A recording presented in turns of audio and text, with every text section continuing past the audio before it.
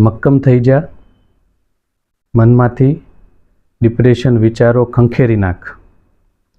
સામાન્ય રીતે માનસિક બીમારીથી પીડાતા લોકોને બીજા લોકો આવી સીધી સાદી સલાહો આપતા હોય છે. મક્કમ થઈ જા, મનમાંથી કાઢી નાખ, મનમાં નહીં લેવાનું.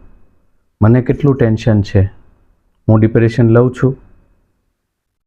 આવી માનસિક બીમારી જેવું કંઈ હોતું નથી, તે મગજનો વહેમ છે.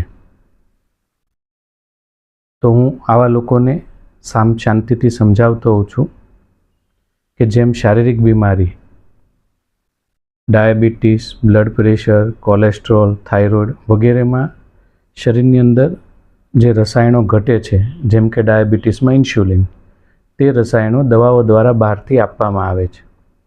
તે જ રીતે ડિપ્રેશન અને અન્ય માનસિક બીમારીઓમાં મગજના જ્ઞાનતંતુમાં અમુક રસાયણોનો વધઘટ થાય છે, બદલાવ થાય છે, જે આપણે મુન્નાભાઈના પિક્ચરમાં જોતા તે કેમિકલ લોચો. તો આ જ રસાયણો દવા દ્વારા સ્થિર કરવામાં આવે છે. તમે ક્યારેય તાવના દર્દીને તેવી સલાહ આપી છે કે આ તાવ જેવું કંઈ હોય નહીં, મગજમાંથી કાઢી નાખો, શરીરમાંથી ખંખેરી નાખો? માનસિક બીમારી પણ શારીરિક બીમારીની જેમ વાસ્તવિક બીમારી છે. જે દર્દી માનસિક બીમારીથી પીડાય છે તેને પણ આનાથી પીડા થતી હોય છે, તેને પણ આમાંથી બહાર નીકળવું છે.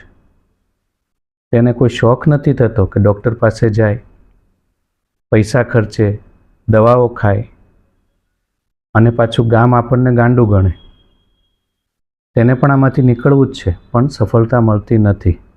એવી સ્થિતિમાં દર્દી પરિવાર, મિત્રો, સમાજ, સગા સંબંધી પાસે મદદ માંગે છે. મારા પેશન્ટના શબ્દો છે કે સાહેબ, હાડકું ભાંગે ને તો ગામને બતાવાય, આ મન ભાંગે તે કોને બતાવવું?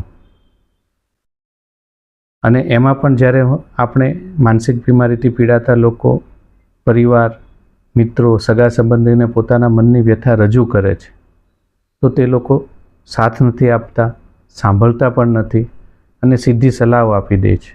મક્કમ થઈ જા, કાઢી નાખ, મનમાં નહીં લેવાનું, ખોટો વહેમ છે. ત્યારે એવી સ્થિતિમાં મારા જ મને સમજી નથી શકતા તેની પીડા બહુ વધારે હોય છે. અમારા સાહેબ કહેતા, ભવિષ્યમાં એવી દુકાનો ખુલશે જેમાં બોર્ડ મારેલા છે, તમારે કોઈ પીડા છે, દર્દ છે, તમારે કંઈ વાત કહેવી છે, તમારી લાગણી વ્યક્ત કરવી છે તો કાન ભાડે મળશે,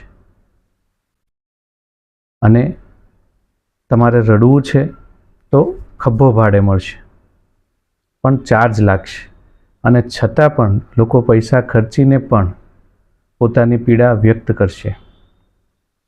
તો આજ પછી કોઈ પણ માનસિક સમસ્યાથી પીડાતો વ્યક્તિ પોતાના મનની વાત, પોતાના મનની વ્યથા, લાગણી તમને રજૂ કરે તો તેને શાંતિથી, સંવેદના સાથે સાંભળો, તેને સાંત્વના આપો અને માનસિક બીમારીને પણ શારીરિક બીમારીની જેમ વાસ્તવિક બીમારી ગણી અને યોગ્ય મદદ, એટલે કે સાયકેટ્રિસ્ટ, મનોચિકિત્સક પાસે સારવાર લેવા માટે સલાહ આપો. જય હિન્દ, જય ભારત.